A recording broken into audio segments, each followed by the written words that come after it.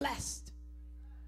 See, everybody's looking for the next best thing, the fad, the craziness of life, the whatever is going to take the edge away. But I'm going to show them that those things that are not popular, those things that are not so great, those things that I may not be in the top 10 rated of the most powerful and influential things, those things are the ones that I'm going to call influence. Those things I'm going to call them blessed.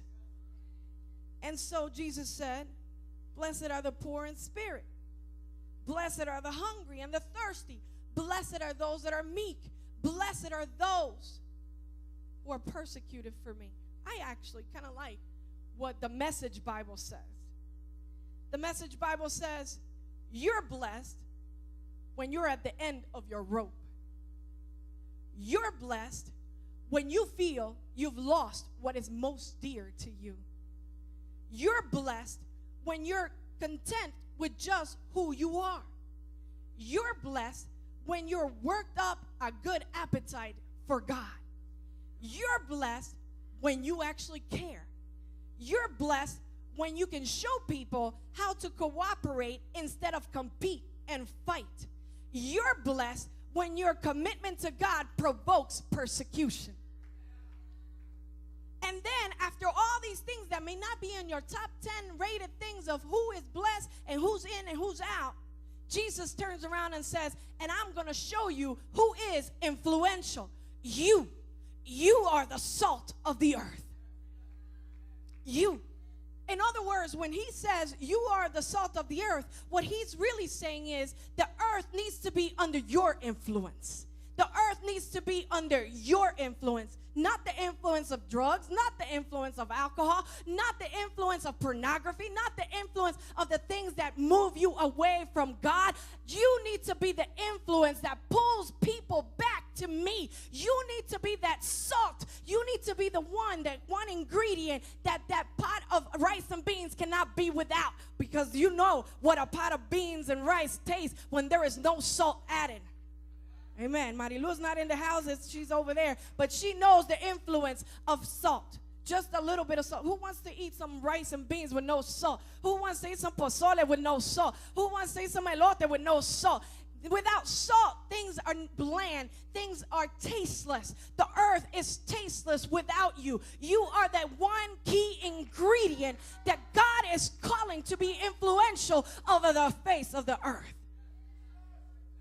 Just like that, influence.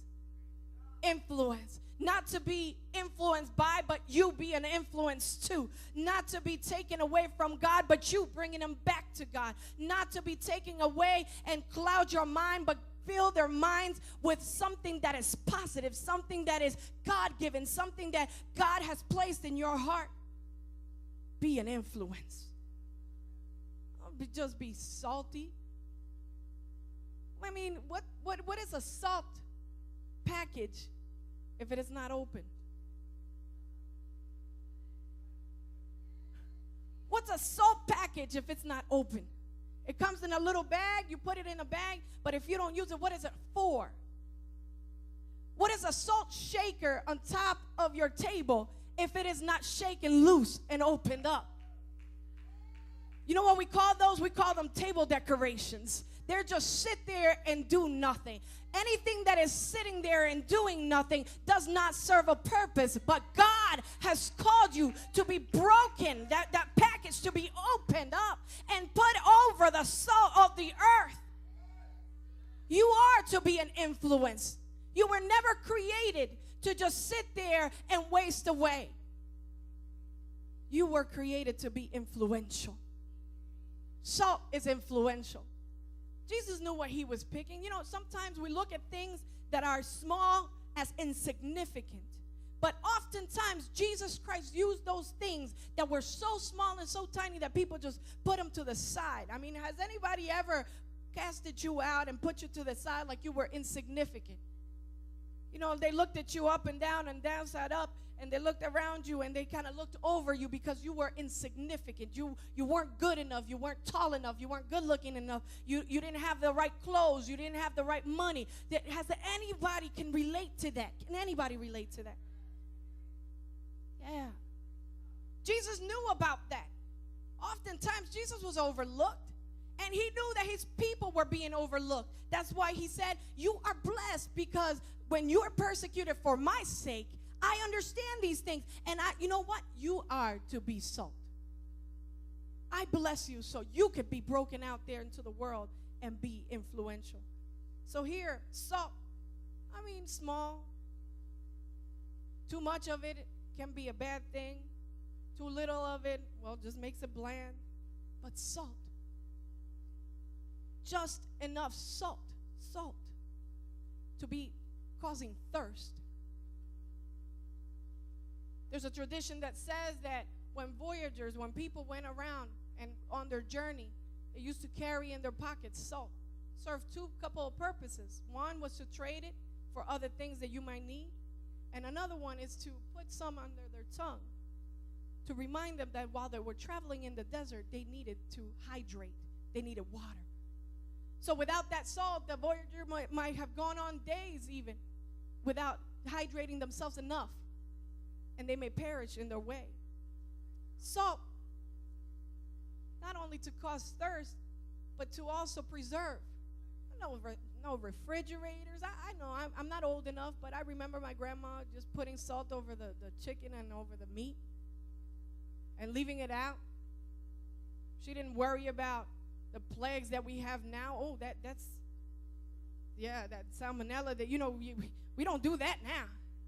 My grandma did it and she didn't die. I didn't die either. But she knew how to cure it. Is that how it's called? Curing it. She knew how to preserve it enough so that nothing bad can happen to that meat and nothing bad can happen to the people that ate that meat. So if you are meant to be salt and you are broken over the earth and spread all around, you were placed there to preserve the life of someone who is hellbound.